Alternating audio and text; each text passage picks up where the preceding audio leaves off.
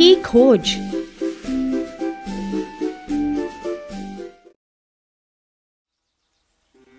एक बार एक मुसाफिर का ऊंट खो गया था।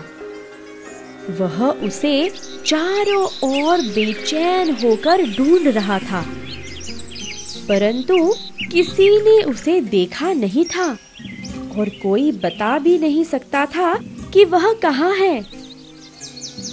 आखिर वह 3 बुद्धिमान आदमियों से मिला।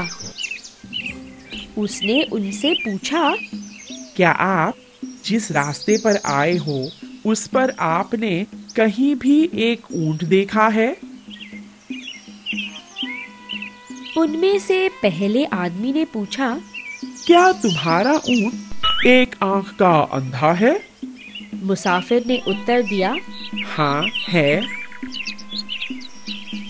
दूसरे आदमी ने पूछा, क्या तुम्हारा ऊंट एक पैर का लंगड़ा है? मुसाफिर ने उत्तेजित होकर कहा, हाँ हाँ हाँ है।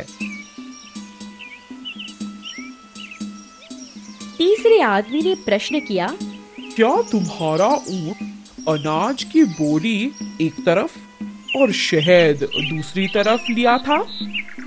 मुसाफिर ने कहा, हाँ लिया था, यह मेरा ही ऊंट है। आपने उसे कहाँ देखा था? कृपया मुझे बताओ बताओ बताओ। उन्होंने कहा, हमें अफसोस है, हमने तुम्हारे ऊंट को नहीं देखा। मुसाफिर क्रोधित हुआ।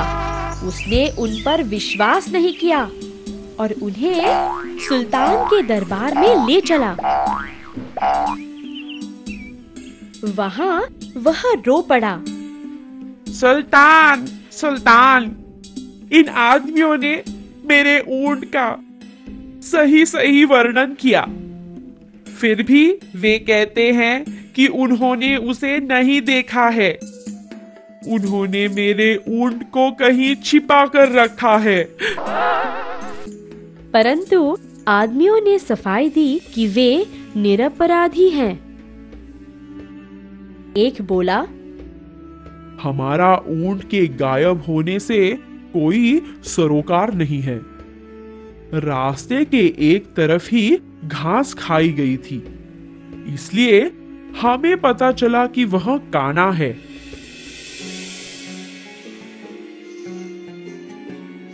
दूसरे ने बात जोड़ी, हमें मालूम हुआ कि वह लंगड़ा है क्योंकि उसके एक पैर की निशानी अन्य तीनों से अलग थी।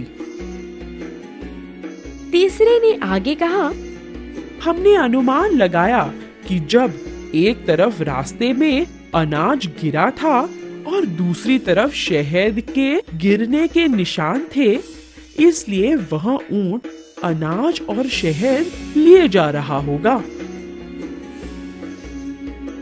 इसे सुन सुल्तान को विश्वास हो गया कि वे आदमी चोर नहीं थे। वह उनकी बुद्धिमत्ता से प्रभावित हुआ और उसने उन्हें अपना दरबारी बनाया। मुसाफिर को भी बोध हुआ कि उसे उन आदमियों के बारे में गलतफहमी हो गई थी। उसने माफी मांगी और वह अपना ऊंट ढूंढने चल पड़ा।